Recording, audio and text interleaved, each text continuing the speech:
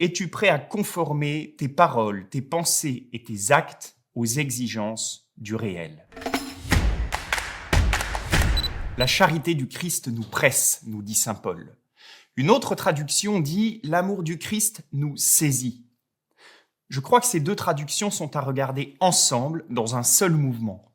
Quand je suis saisi par un amour qui me façonne et me dépasse, je suis conduit irrésistiblement à le porter aux autres. Pourquoi servir? Pour deux raisons.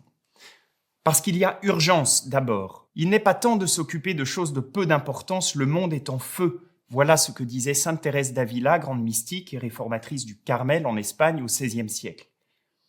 Elle appelait là à un engagement plus sérieux et profond dans la foi, soulignant l'urgence spirituelle de son époque. Aujourd'hui, ce feu de la foi est aussi celui d'une grande soif spirituelle, en même temps que celui d'un monde qui gémit sous les bombes et les conflits, qui gémit aussi face aux indifférences multiples, aux égoïsmes et aux soucis de soi, confrontés que nous sommes à la peur de ne pas faire assez, qui s'entrechoque de façon angoissante avec celle d'en faire trop, comme pour signifier un burn-out généralisé, tandis que nous passerions à côté de l'essentiel. L'essentiel qui n'est pas un concept, mais mon frère.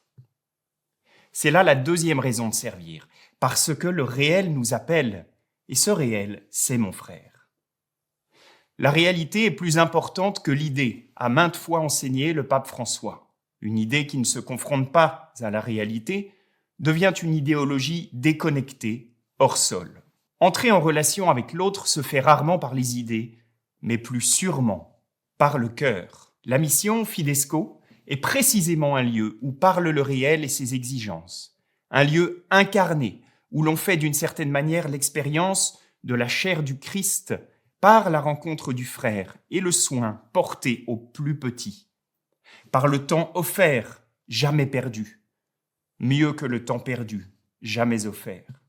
Après ces quelques mots sur les raisons de servir, quand servir? Maintenant. Où servir? Ici, sans attendre. Puis peut-être ailleurs ou même au loin, auprès de mes frères en souffrance dans d'autres pays, selon l'appel propre qui résonne en moi. Je voudrais, pour conclure, te partager ces mots du père Maurice Zindel. Jésus ne nous appelle pas à nous diminuer. Il ne nous appelle pas à bouder la vie, à nous mettre dans un coin. Il nous appelle au contraire à une création prodigieuse, magnifique, quotidienne, qui est justement la transformation de nous-mêmes et du monde en lumière. Et le père Zindel poursuit par cette exhortation que je t'adresse à mon tour aujourd'hui. Mon ami, monte plus haut. Il faut que ta vie devienne un chef-d'œuvre de lumière et d'amour. Il faut qu'elle soit belle. Il faut qu'elle porte le rayonnement de la joie. Il faut qu'elle devienne un ferment de libération. Il faut que ta seule présence soit pour les autres le plus merveilleux des cadeaux.